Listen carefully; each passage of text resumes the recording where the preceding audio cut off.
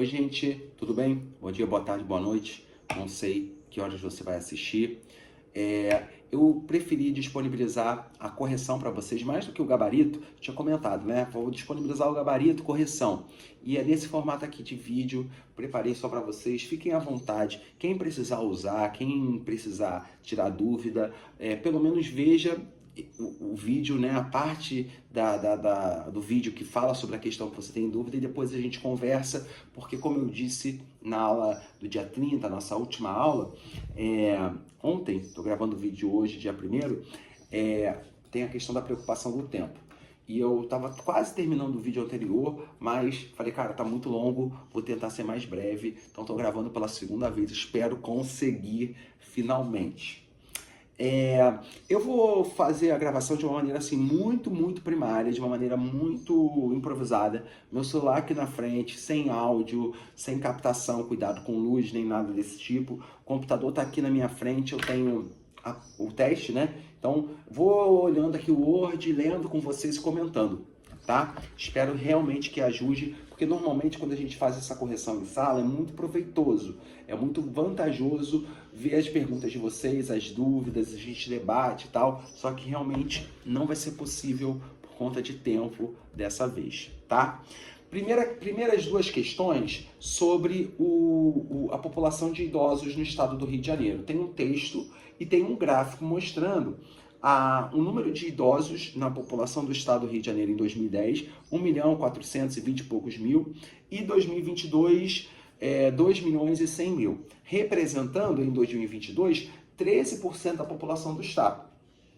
População de 65 anos ou mais. Detalhe, quando a gente fala de população idosa, tem gente que vai dizer de 60 anos ou mais, tem gente que vai falar de 65.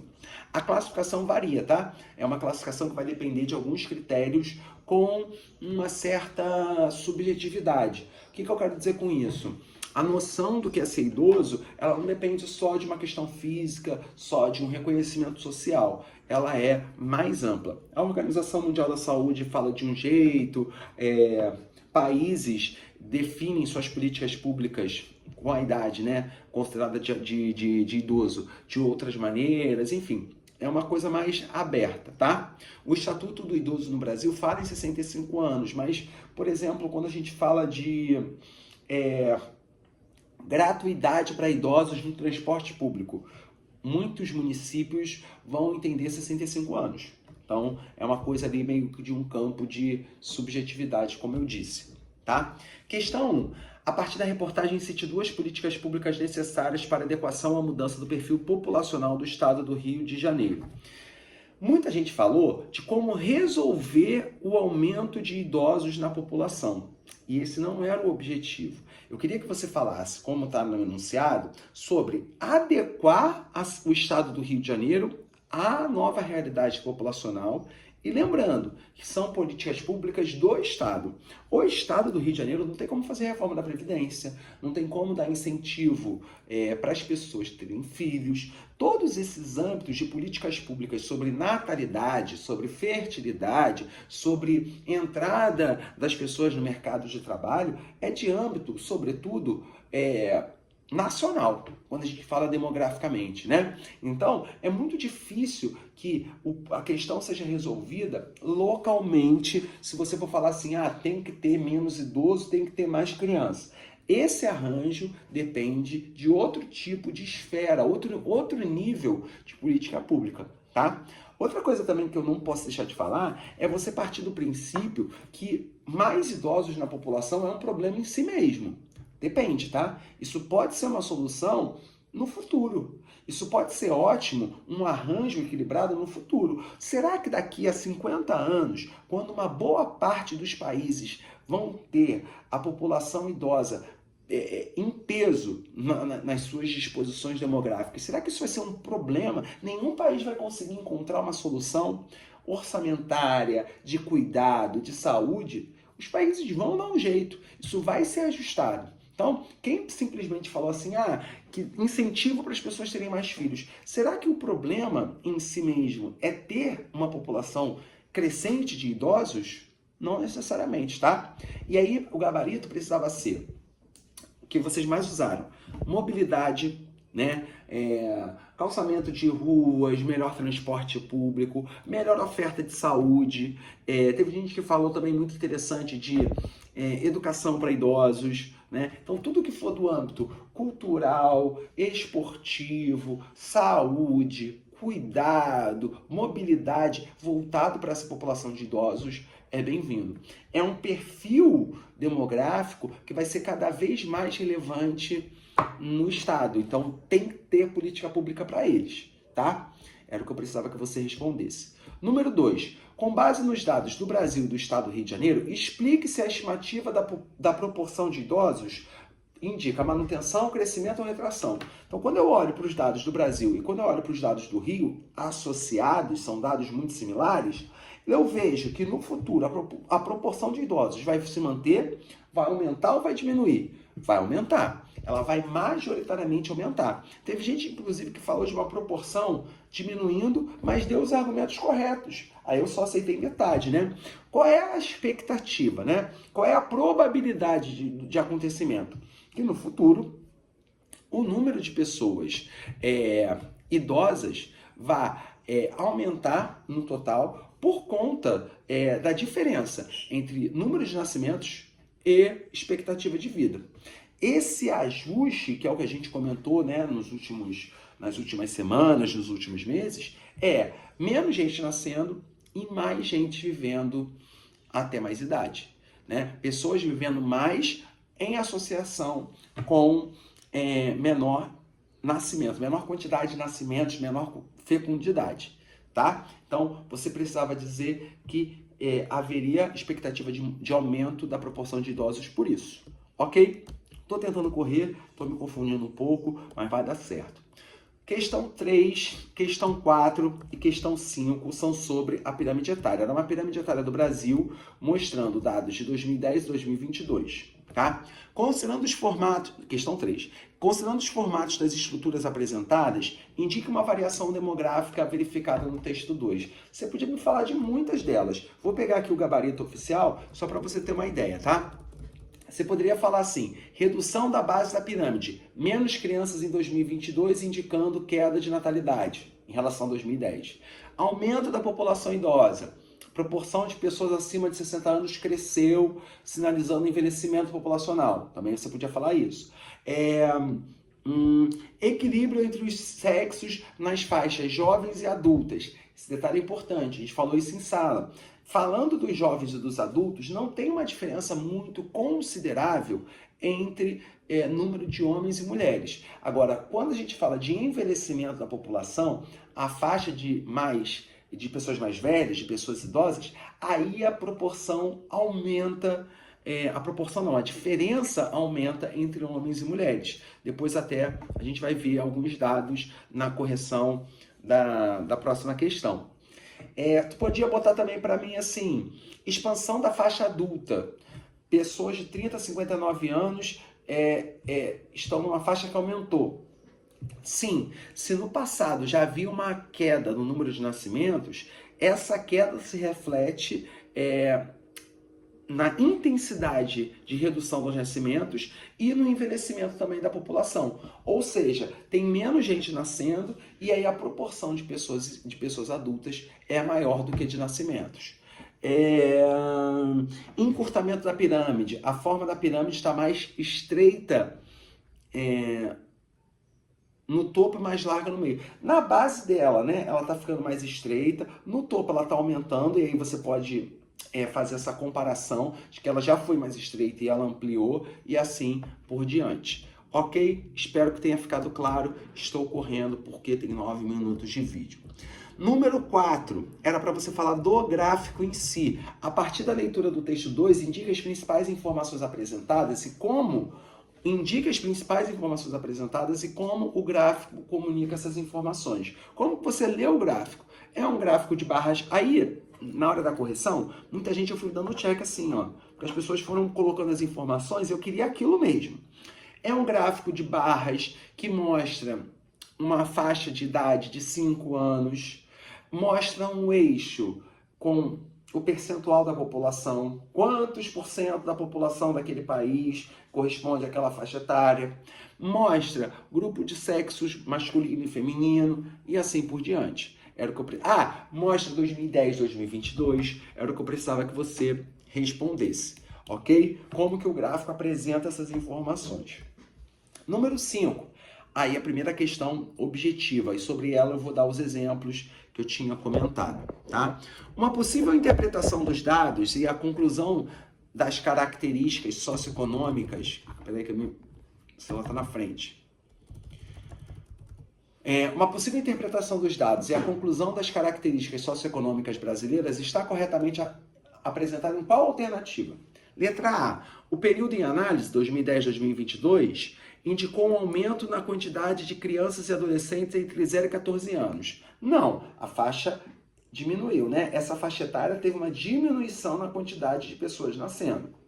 Letra B. A leitura dos índices permite concluir que as desigualdades raciais têm apresentado queda nos âmbitos da expectativa de vida e no acesso a métodos contraceptivos femininos. Dei uma misturada aí nos assuntos, mas não no que se refere à questão racial. A pirâmide etária, ela não traz dados explícitos sobre recorte racial. A gente pode até fazer uma pirâmide etária com enfoque racial de pessoas não brancas, de pessoas brancas, e aí ver diferenças notórias da população brasileira, mas essa aí não traz isso, tá? E detalhe, ela também vai apresentar informações possíveis correlações, né, de pessoas pretas, de pessoas pardas, por exemplo, no acesso à saúde pública, que não estão explicitadas na estrutura etária. O gráfico, a pirâmide etária, a estrutura etária não traz esses dados de maneira automática. Consequências disso, ou melhor, dados sobre recorte racial são possíveis, tá? O SUS tem dados específicos sobre isso, sobre o acesso da população não branca a serviços de saúde. E as consequências disso, menor expectativa de vida, por exemplo, né? Menos garantia de direitos, mas não são através de leituras da estrutura etária. Letra C.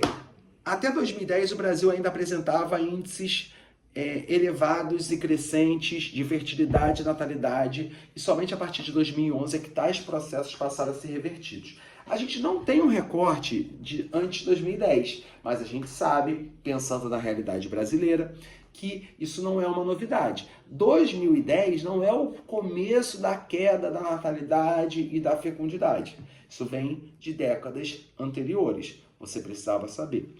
Letra D, o gabarito. Entre 2010 e 2022, algumas tendências demográficas se consolidaram, tais como o envelhecimento da população brasileira, que passou a ocupar parcela percentual maior dessa faixa etária. Correto. Então a gente tinha uma tendência prévia que já foi se consolidando, uma expectativa, uma possibilidade de que a população brasileira fosse envelhecendo. Tem a ver, inclusive, com a primeira questão. E essa população, de fato, vem envelhecendo. Ou seja, do total da população, a faixa de pessoas dentro do grupo de idosos é cada vez maior. A parte da população total que é de idosos é cada vez maior. Letra E. A presente proporção de homens e mulheres idosos é equilibrada, o que pode ser explicado por elevada expectativa de vida dos dois grupos. Falamos disso agora há pouco. Quando eu falo das outras faixas, das outras faixas etárias, talvez a gente não veja muita diferença no número absoluto de homens e mulheres. Porém, quando a gente fala da faixa de pessoas idosas, envelhecimento da população, aí a diferença fica mais abrupta. Abre o gráfico aí que eu vou te dar dois exemplos disso. Se você for pegar a barrinha de 2022, tá? O azul mais escuro no caso dos homens e o amarelo mais escuro no caso das mulheres. Olha a faixa de 60 a 64 anos, tá? No caso dos homens, a barrinha azul escura, ela passa de 2%, tá? No caso das mulheres, ela chega quase a 3%. Então, ela é percentualmente maior o número de mulheres de 60 a 64 anos. Quando eu vou para a faixa superior, 65 a 69 anos, O número de homens em 2022 quase chega em 2%. E o número de mulheres, ele passa 2%. Então, é uma diferença para se analisar, para se considerar. Nas outras faixas, esquece o extremo, 90 anos. Pensa na faixa etária dos idosos recém-chegados, vamos assim dizer, a faixa etária de idosos. Esses aí têm maior diferença entre o grupo de homens e mulheres por causa de cuidado, por causa de prevenção, ida ao médico, entre outros aspectos. Ok? Questão 6, questão 7, sobre a situação francesa. Tem um gráfico na questão 7, tem um texto na questão 6 sobre a França. O texto vai falar sobre falta de mão de obra e os grandes empresariados franceses, os grandes empresários franceses falando de precisamos dos imigrantes. Basicamente é isso. Aí, questão 6. Explique como a imigração influencia os cálculos demográficos da França, considerando o crescimento vegetativo da população. Eu queria até que você falasse do crescimento vegetativo, mas se você não citasse ele, não explicasse o crescimento vegetativo, não teria problema. O crescimento vegetativo, ele não é calculado a partir da imigração. O que calcula o crescimento da população, considerando a imigração, é o crescimento absoluto, é o crescimento do número de pessoas daquela população. A população cresceu e foi basicamente por causa da imigração. A população cresceu menos porque teve menos imigração. Isso é o crescimento absoluto. O crescimento vegetativo é uma conta entre o número de nascidos num determinado período e o número de mortos. O que os países da Europa têm vivido cada vez mais intensamente? Um crescimento vegetativo negativo. Mais gente morrendo do que nascendo. É nesse quadro que o governo francês decide ou vai apontar para uma direção de decisão e os empresários falam, tem muita gente se aposentando, tem menos gente nascendo, então a população economicamente ativa está comprometida. Tá? Mais do que falar de crescimento vegetativo, seria bom que você falasse de população economicamente ativa. Tá? Questão 7. Analise a seguir a estrutura etária correspondente ao país e que reflete a situação socioeconômica apresentada no 3. Queria que você relacionasse o texto 3, anterior, com a pirâmide, tá? Para responder. Aí vem assim, letra A. Os baixos índices de fecundidade e natalidade são um trunfo e uma vantagem que devem ser seguidos pelos países que querem garantir o nível francês de desenvolvimento socioeconômico. Bem problemático, né? Esse texto, bem problemático o texto dessa alternativa. De fato, a França, a gente vê na pirâmide etária, tem índices baixos de fecundidade e natalidade. A gente vê isso na parte estreita da estrutura etária. Mas que isso seja uma referência, não podemos dizer. Isso é uma referência, isso é um retrato da realidade francesa. Que outros países devam seguir, isso é viagem. Letra B. Os dados de imigração não são vinculados à estrutura etária, visto que parte dos números envolve casos de imigrantes ilegais, o que condena a análise estatística. Difícil. Esse eu fiz para ser mais difícil. Mas veja só, quando a gente olha a estrutura etária, de fato a gente não vê dados específicos sobre migração. Naquele grupo de pessoas, a gente não vai ver quem são migrantes ou quem não é migrante. Porém, a gente descarta isso porque, de fato, a gente considera no cálculo o número de imigrantes. A gente não considera no crescimento vegetativo, mas no cálculo total de habitantes, sim. Pensa numa realidade dos imigrantes em escala nacional, pessoas que saem de um estado para o outro, pessoas que saem de um município para o outro. Se a pessoa chegou nos últimos 3 anos, vai responder o censo, por exemplo, ela vai responder, olha, não nasci aqui, mas eu moro aqui há 3 anos. Isso acontece, isso pode acontecer, tá? Letra C. A tendência destacada no texto 3 indica que no futuro diminuirá a proporção de homens e mulheres idosos. É o contrário. O texto 3 está falando de uma preocupação com a falta da mão de obra da população economicamente ativa. Ok, mas em função de um aumento da população de idosos atrelado à menor natalidade. São duas informações diferentes complementares. Tá? O texto 3 fala sobre queda de natalidade, que vai gerar uma diminuição na disponibilidade da mão de obra no futuro, mas está associado ao envelhecimento da população, tá? Então, não vai diminuir, vai aumentar.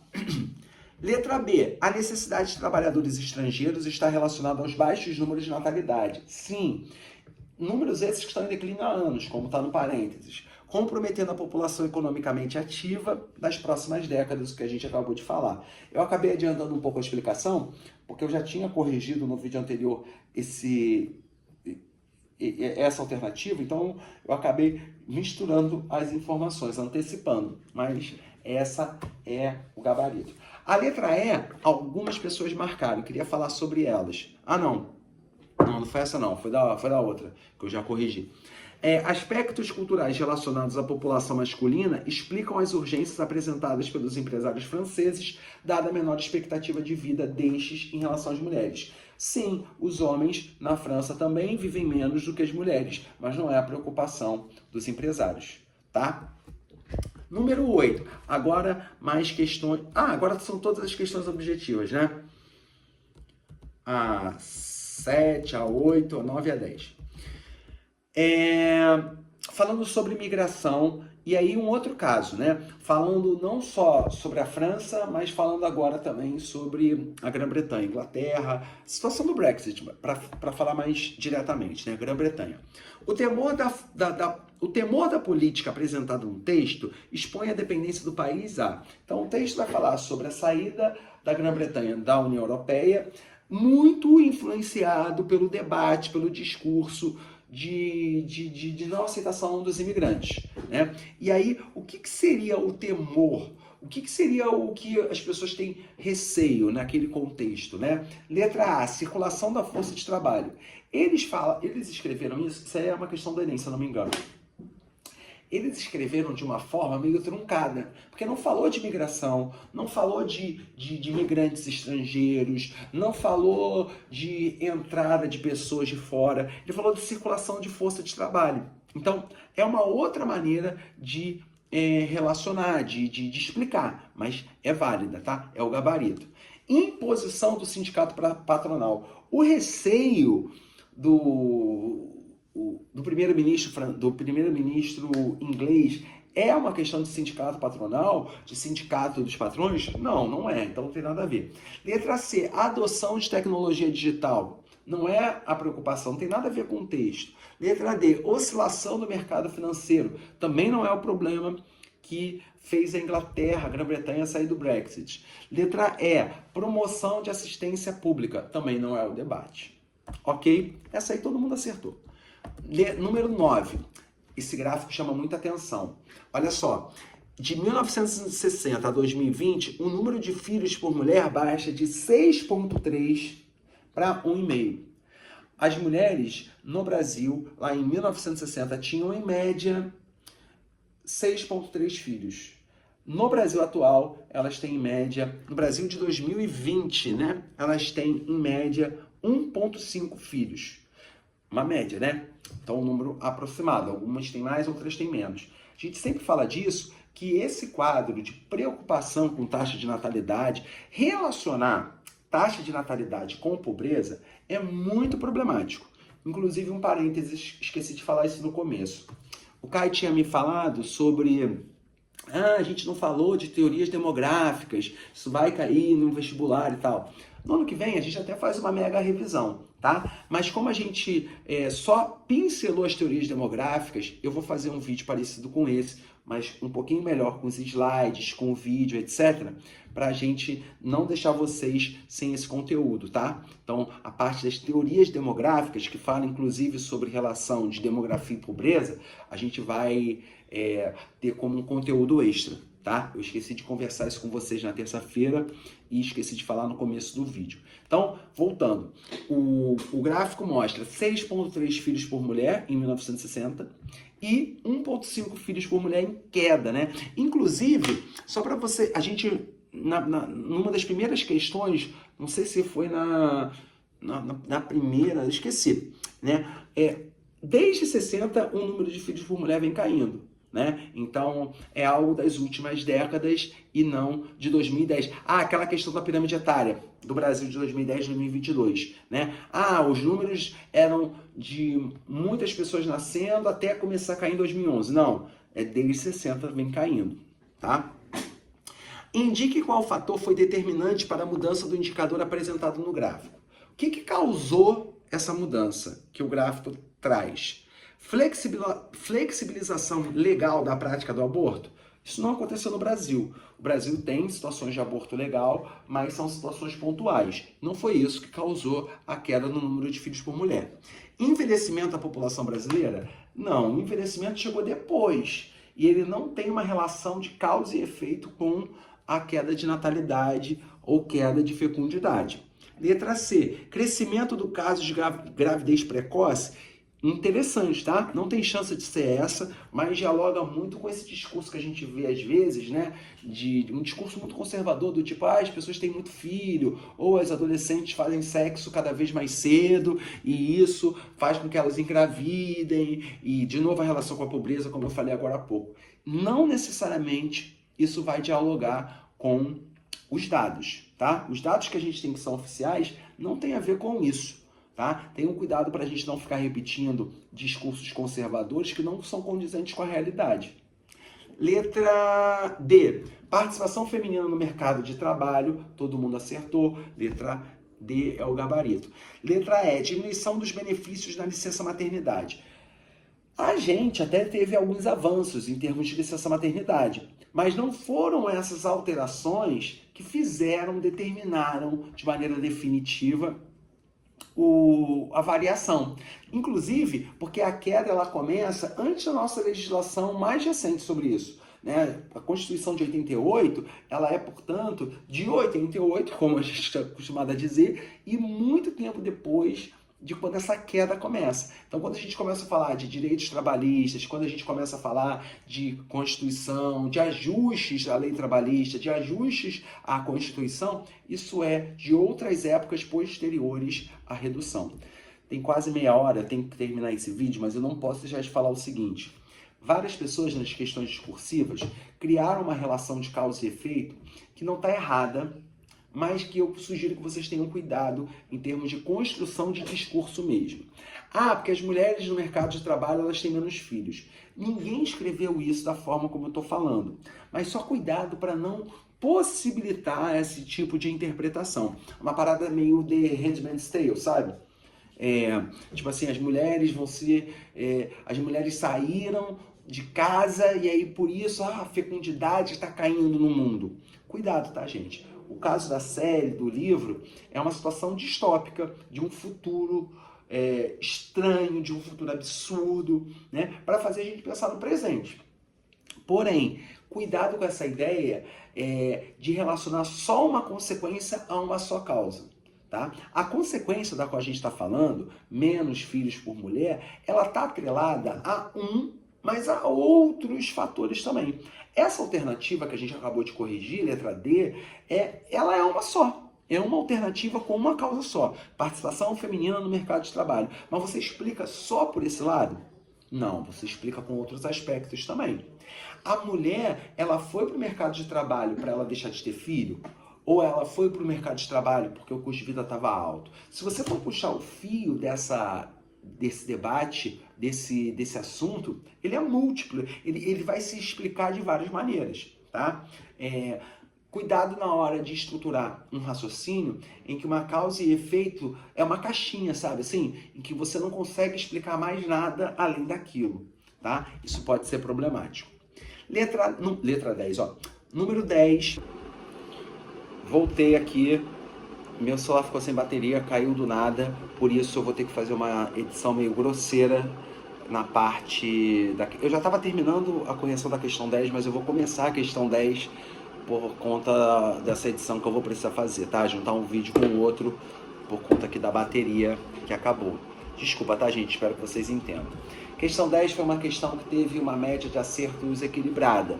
Muita gente teve dificuldade com essa questão, mais ou menos a metade da turma, tá? ela é uma questão dividida em duas partes. A primeira parte é você ler o gráfico do número de mortes e nascimentos em vários anos diferentes, inclusive com uma perspectiva para um futuro, daqui a muitas décadas, e a segunda parte de você ler as pirâmides etárias. Então você tem que relacionar a pirâmide etária que você marcar na alternativa com a realidade do gráfico que ele está te apresentando. Primeira coisa, vou ler aqui para enfatizar, tá? Estou tentando agilizar a explicação, mas não vai adiantar muito não. O gráfico a seguir apresenta o registro histórico e a projeção do total de mortes e nascimentos em cada região do mundo, em certa região do mundo, em dado período. A partir disso, assinale a pirâmide etária que melhor apresenta as informações projetadas para o ano de 2050. Era isso que eu queria destacar. Cara, o último intervalo de tempo, o último marco de tempo é 2100, mas a pergunta está falando em 2050. Então você não tem que olhar para a parte final do gráfico, tá? Nas últimas marcações de tempo, você tem que olhar para a antepenúltima marcação de tempo. Na linhazinha horizontal, que marca os anos, 1950, 75, 2000, 2025, 2050, tu olha para essa, a antepenúltima da linha do tempo, tá? Talvez isso ajude vocês a entender. Nessa parte da linha do tempo, nessa projeção para algumas décadas à frente, o que a gente tem? Uma taxa de nascimento menor do que a taxa de morte. Ou seja, crescimento vegetativo negativo. Mais gente morrendo do que nascendo. Aliás, uma projeção muito diferente. Mais gente morrendo, muito mais gente morrendo do que nascendo. Repara que em 2050, a taxa de nascimento ela já está caindo. Tem uma pequena variaçãozinha para baixo em relação aos anos anteriores, mas ela vem de uma queda das décadas anteriores.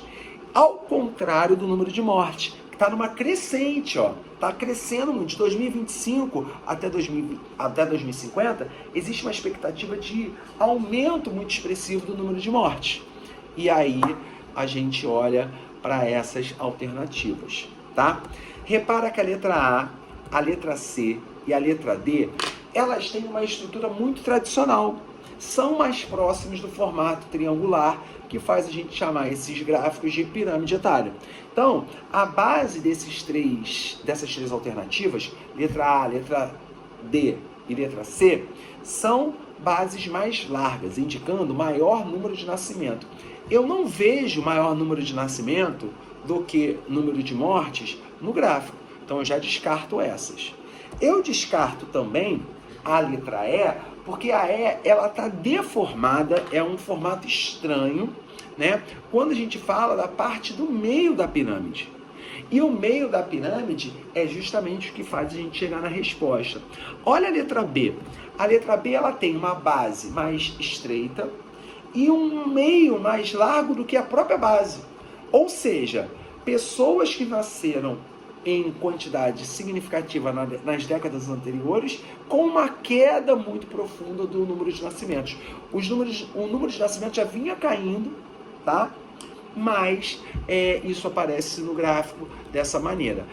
Essa é uma questão da FUVEST e uma das formas de explicar ela é justamente excluindo o que é mais triangular, mas eu vou te mostrar aqui uma das correções possíveis. Vê se você entende contexto de um cursinho. Acho que é o Elite. Elite. Ó, letra B. O gráfico apresenta uma base estreita e a sua parte central maior, justamente mais larga. Indicando uma tendência de queda de natalidade. Uma tendência que é do momento presente? Não, é uma tendência que vem se acumulando, que provoca essa diminuição da base em relação ao restante da estrutura. Essa forma decorre devido à diminuição do número de filhos por família e o aumento da participação relativa dos adultos na relação com o total da população. É uma população que tem muito adulto ainda, inclusive pessoas mais velhas. Há ainda um aumento da população de idosos, o que indica o envelhecimento da população como um todo. Se você for olhar a parte dos idosos, 60 anos ou mais, eles não são a maioria, mas eles tendem a ser no futuro, tá? Gente, vou ficar por aqui, porque eu já tinha feito um vídeo antes de mais ou menos meia hora. Vou fazer essa edição aí bem esdrúxula, bem basicona, para a correção da 10 e a gente se fala caso você tenha alguma dificuldade na próxima terça-feira, seja lá quando for, terça-feira, dia 7, ok? Valeu, gente!